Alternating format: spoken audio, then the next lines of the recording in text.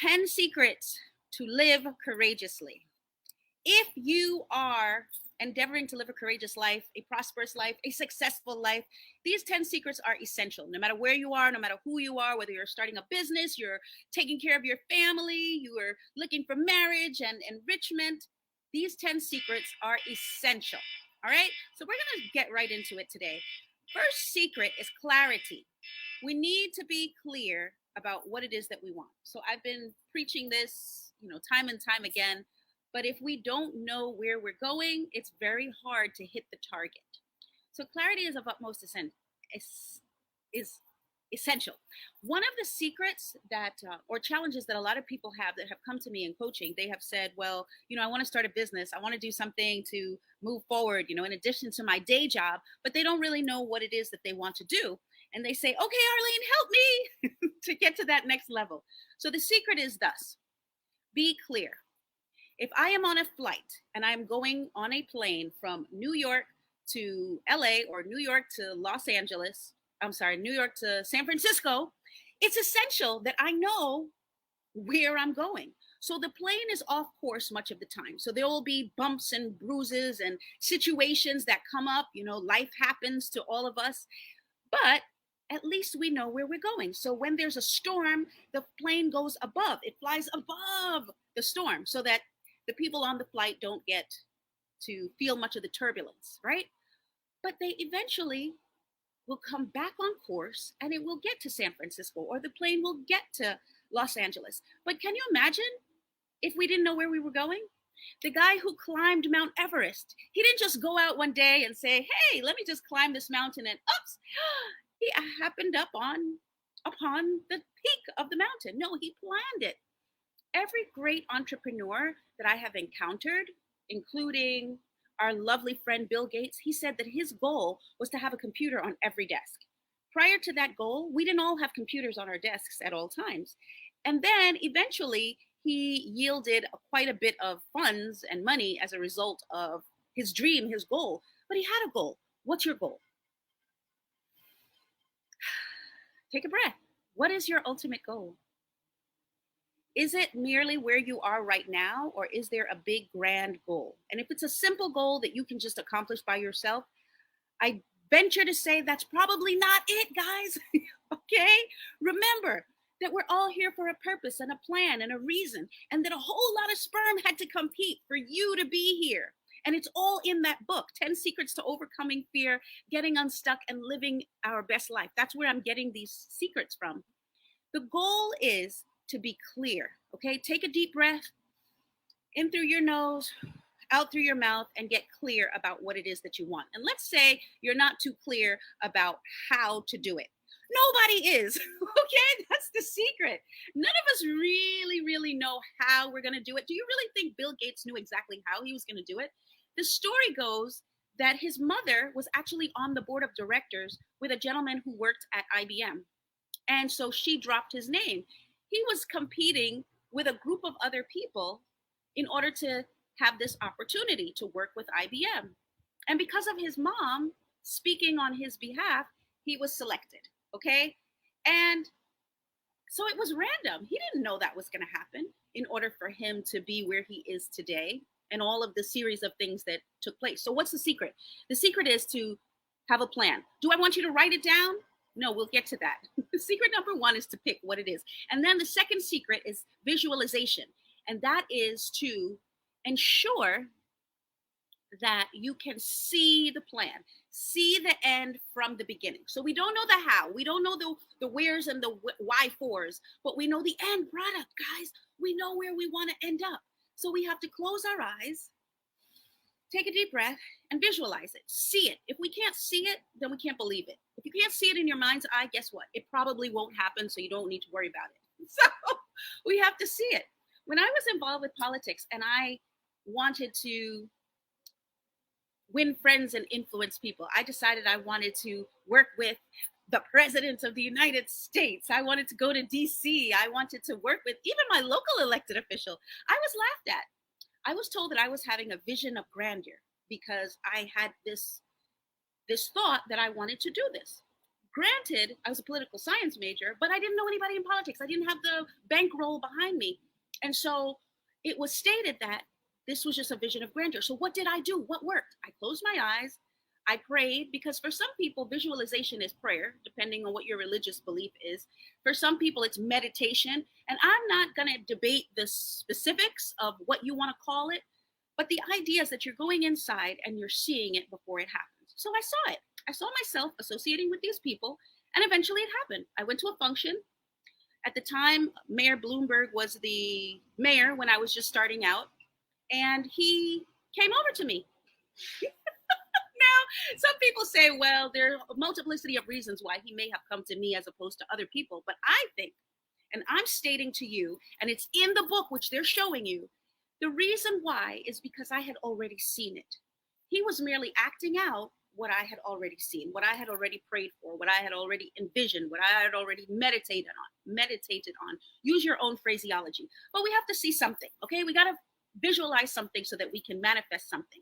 And manifestation is essential. But if we don't see it, it's not manifested. Another thing, another story. After my mom passed away, many of you know that I was stuck. And that's at the time in which I wrote this book, 10 Secrets to Overcoming Fear, Getting Unstuck. I had to live courageously. I wanted to live courageously, but I was stuck. So what are one of the things that I did? I started visualizing myself as if I was doing something. I was doing nothing, okay? But I had to visualize myself getting up, visualize myself getting up. And the third thing is momentum. The third secret is momentum, because not only did I have to visualize myself implementing my vision and my goal, being in it, but I also had to move forward. And this is where a lot of people get stuck. This is where living courageously really comes into play. Guys, if you get nothing else, secret number 3 is massive. And we've had several people on the show talk about this particular number. Number 3, I'm not sure why it says 39 after momentum, but it's secret number 3. And what I'm suggesting to you is just step out, just do it. Just do it, Arlene. Just start walking in that direction, even though we don't know the roadmap, we don't know the pathway, whatever it is. If it's a relationship and you endeavor to have a relationship, go to that location where you think your Prince Charming or your beautiful princess is going to be. Go, walk it out, right? Or perhaps you're in a relationship right now where you're feeling challenges and you think, oh, I'm not sure if this is going to go. Operate and visualize yourself winning, and begin to walk it out as if you're winning, right? Talk to your partner as if you're winning. Move in the direction of winning. Make plans for your future, okay? Let's move forward and begin. Momentum is the key secret. I have had the biggest wins by showing up at places when I was endeavoring to do my career or endeavoring to start my business. Just showing up and talking the talk. And eventually the pieces of the puzzle came together. So let me tell you another secret. Another story. I know many of you have heard my story about how I met President Obama the first time. I had an event to go to, and nobody who was supposed to be with me from the station was available. Okay, nobody from the newspaper was available, and they were the ones that had my credentials. And so by right, I should have just waited and not gone anywhere. And in which case, if they didn't show up in time because they have a lot of other events, then I just would not have gone in. I would not have been able to interview him, and it would have been a bust. But I visualized exactly what I'm telling you to do. I closed my eyes. I took a minute because I was pretty stressed. I didn't know what to do. I took a minute, closed my eyes, visualized, meditated, prayed, whichever one you want to call it. And I began walking. While I was walking, I was in the parking lot. I had parked my car. There was a line wrapped around the building. Okay. This is at the Marriott Hotel in Brooklyn, if any of you know where that is. So the line was wrapped around the block because President Obama was going to be there speaking. And I knew I was not waiting on that line, but I didn't know what was going to happen. I started to walk. I operated in this momentum. As I walked, guys, a man walks over to me. I think he was probably an attendant at the garage, but I did not speak to him. He walks over to me and he points that way. So I went that way. What I didn't know was that way was the entry into the facility. And then there was the elevator, the escalator. And so I went up the escalator. And of course, there were a huge number of police officers in the lobby on this floor. And I thought they were going to stop me, guys. I thought for sure they were going to stop me. And all of them looked at me and I went right in. So I kept walking. I operated in momentum. Remember, I had seen it, I had believed it, I had visualized it. I knew I'd been there before. So I kept walking. And then I get to the desk. I don't have my credentials. And the lady at the desk is not somebody who knows me or someone that I know. So sometimes, when you're going to these events all the time, it may have been somebody that I knew. I did not know this lady. She did not know me. Chances are someone comes out from the room who does know me, who works for another publication. And he says to her, "Oh, hi, Arlene." As a matter of fact, I don't even remember if he said it to her or if he just greeted me, which let her know that I was, part of the media. I'm not really sure. I don't remember the details now. But all I know is I was ushered in. I go to the back of the room. This part is the part that's the most amazing. Lean in. I go to the back of the room, guys. And while I'm in the back, something comes to my mind. Remember, I've already visualized this. I've already been clear about what I was going to do. I was there to interview the president of the United States without my credentials, by the way. And I said to the person in front of me, because it just came to me, I said, "Excuse me." And they moved out the way. It was like the parting of the Red Sea. The whole crowd moved from the back. So I was like, okay, this worked. I'm going to say it again. "Excuse me." And they parted some more. And I walked in further. I don't know what they saw, but all I said was, "Excuse me." And I kept saying, "Excuse me." And I went from the back of the room to the front of the room. So I'm standing in the front and there's only one lady in front of me. And she says to me, "I'm not moving, okay? Because I've been here for 3 hours waiting, which is why I have this spot." So I'm like, wow, that means all the other people that moved had been waiting there for hours as well in order to position themselves. So why did they move? What was it that they saw? What was it that they perceived? So anyway, I didn't push her. I just, continued. When the function was over, the president walks from the stage. I kid you not. And guess what he does, guys? Type it in the chat if you know it. What do you think he does? He walks over to me. There's a whole bunch of people in the front row, but by now I'm in the front and he walks over to me.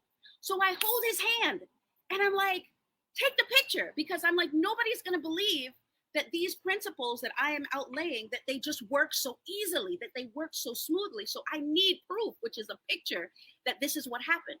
But what I didn't know, guys, while I was saying, "Hold on," and I'm holding him, and literally, Secret Service are there.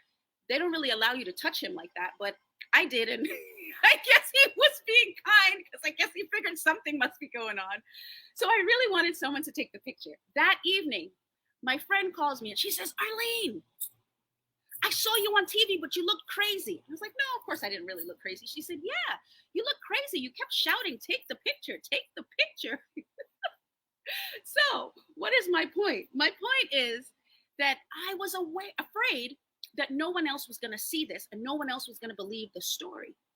But what I didn't know is when we walk it out, our true dreams, our true goals, our true visions, and we have things in our mind's eye and we pray or we visualize or we meditate, things can manifest. And it's up to us to walk it out and use that third secret of momentum. And if you join the group, if you're a part of our mastermind group, you'll see that photograph in the group. You'll get a chance to share with us what your dream is, your goal, your vision, what you're clear about, and we can help you to manifest it. All right, so secret number 4 on that journey. We said proximity. Beautiful, beautiful. So it's in the book. It's secret number 4. And when you get the book, there are a whole lot more details in terms of how to manifest these things, but I'm just telling you what they are. So proximity. A key secret to success is being close to the thing that you want. So I said I walked it out, okay, in that particular instance. When I wanted to be in a successful business, I would travel here to California, okay, because there are a lot of successful entrepreneurs here. There's successful entrepreneurs everywhere, but right now we're close to and in proximity with one of the best and highest income earning communities in our country. So am I saying you have to do that? No, I'm not saying you have to do that, but it would make sense to be in as close proximity to the thing that you want as possible. So let's say what you want is to be a star person on television. We'll find some friends that are on television. Okay. And if you can't be friends with those people, find them on social media and follow them on social media. Or in my case, buy the book, read the books of the people who are willing to share with you what they've done to sit in the seat that they're sitting in. And then you begin to, the more you spend time with those people in proximity with them, the more you begin to be like them more and more and more. And that's the secret to walk it out.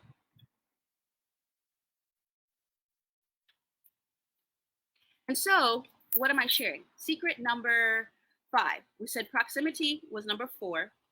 Secret number 5 is your habits. What are we doing? What are we doing with our time? This is key. This is key. This is key. Chances are you're doing today the same thing you did yesterday. And the same thing you did yesterday is the same type of thing you did before. And the same type of thing you did the week before. You know why? Because we're creatures of habit. Scientists say that we are most comfortable with doing the things that we've done before. Our brains are on auto. They say after the age of 35, you are actually not even thinking about how you're responding to things. You have already decided, your brain has decided how you respond to things. So when somebody says, would you like some ice cream? If you've always said, yeah, I like ice cream, then you're going to say, yes, I want ice cream. You're not really going to think about it. And so that's why it's so important for us to stop and interrupt our flow and interrupt our habits and really look at what we're doing. It was so simple for me that one day I would always travel from work a particular route. And one day I decided to drive an alternate route because I could literally, it would seem like I would leave work, and by the time I got home, sometimes I would look up and I'd say, well, how did I even get home?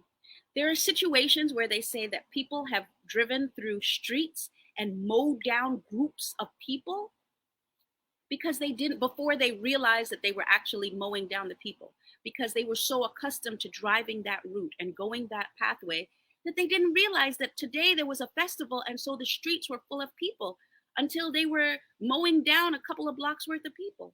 We're so inclined to be creatures of habit. So let's say you've been a cheater in the past and now somebody presents themselves to you. You're cheating again. Why? Because that's what you're accustomed to doing. So the only way you can shift and get around that is to become another person, set a different standard. And whoever it is that is your mentor or the person that you are looking to gain proximity to, ask yourself, how would that person respond to this situation? Does this person eat the cake? Does this person eat the ice cream? Does this person cheat? Does this person keep their family together? Does this person get promoted automatically? You know, how would that person handle the situation? And then you'll know exactly how to move forward with your habits. All right. Next secret. And I think we have one more before we go to break. I'll ask the team to let me know. Focus. Ha. Oh, yeah. And we talked about eating. We talked about what you eat impacts how you feel. So I shared with you that I like to have lattes. And one time before the show, I did a latte. I felt terrible, guys. I didn't feel like I could talk. I just felt like I wanted to go take a nap.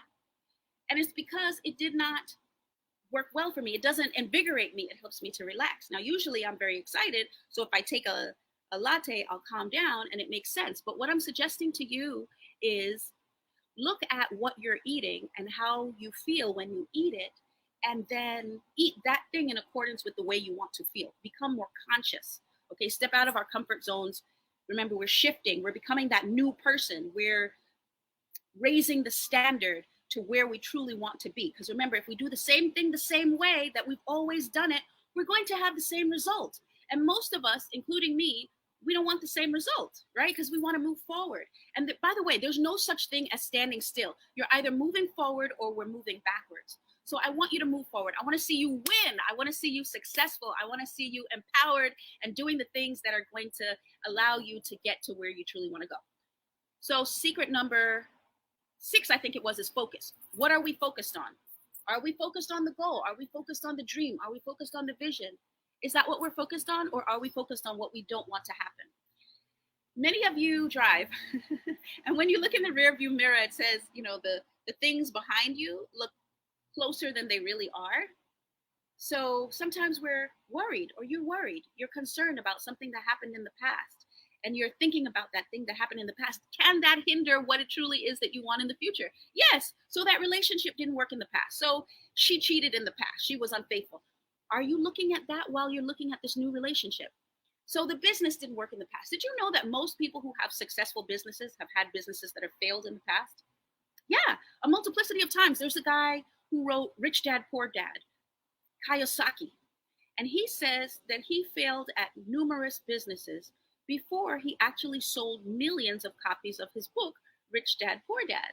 And we all know that book. Many people have promoted it.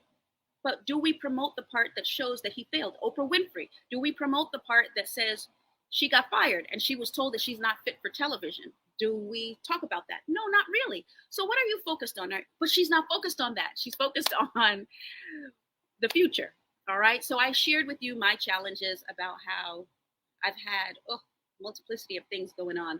I told you guys that I went through a divorce. I told you guys that I got publicly fired from a job by a newspaper cover. Like, most people don't even get on the cover of a newspaper. Like, I was heading up an organization, and in order to fire me, they put my face on the cover of the paper, and across it they said fired. Like, that was excessive. That was vile.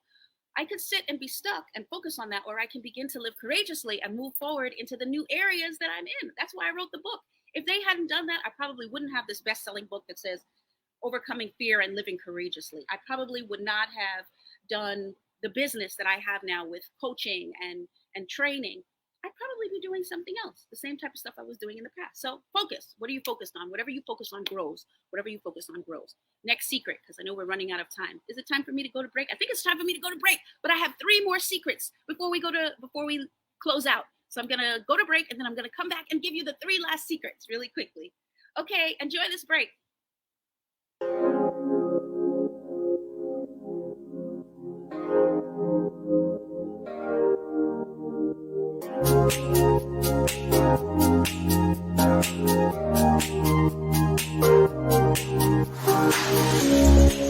I'm Arlene, host of the television talk show Ask Arlene, which airs on Thursdays at 6:30. And I'm here to tell you 2 reasons why you should join our Speakers Bureau training and how to become a world-class speaker. 1, revenue generation. People who know how to communicate well earn more dollars and cents. And 2, if you have a day job, you're not a speaker, teacher, author, trainer, you're going to gain promotion on your job if you're better able to communicate with confidence in those board meetings. Now, you say, why should I join your group, Arlene? There are so many programs out there. Well, I'm guaranteeing you an interview on television or radio if you complete our 10 sessions of our Speakers Bureau training. So I have a plethora of friends that do the same types of things that I do, and so we're guaranteeing you an interview on either television or radio.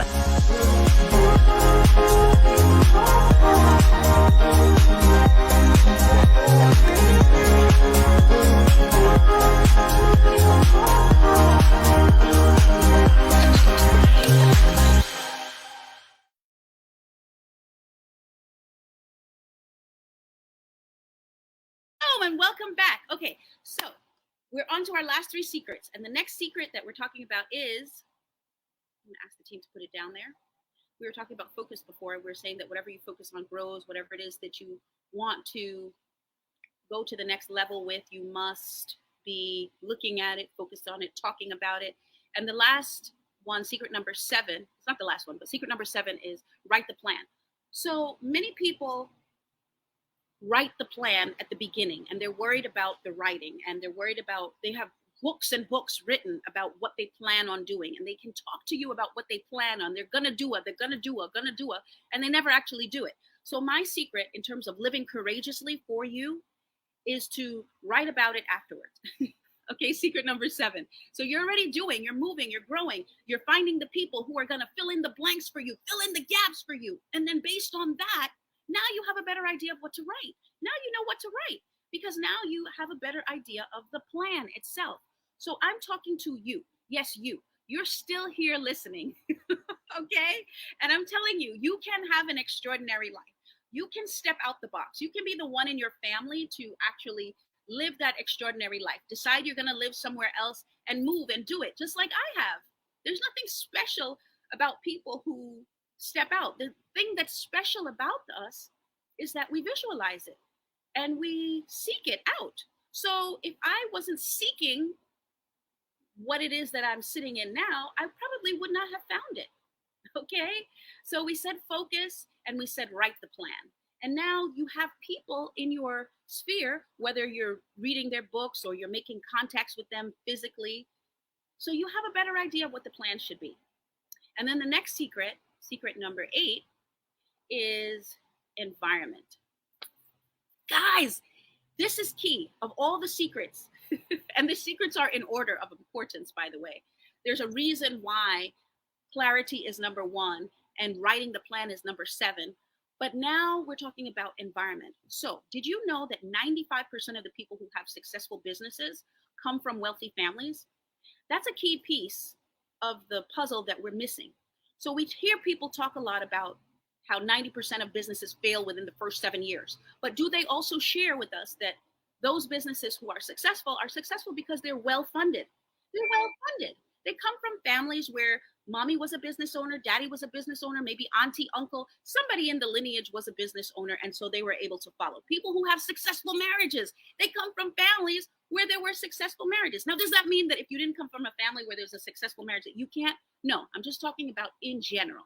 Are there exceptions? Of course. Are we exceptions? Sure, we want to be the exception to the rule. But what I'm sharing with you is, if you look at your environment, what are you around?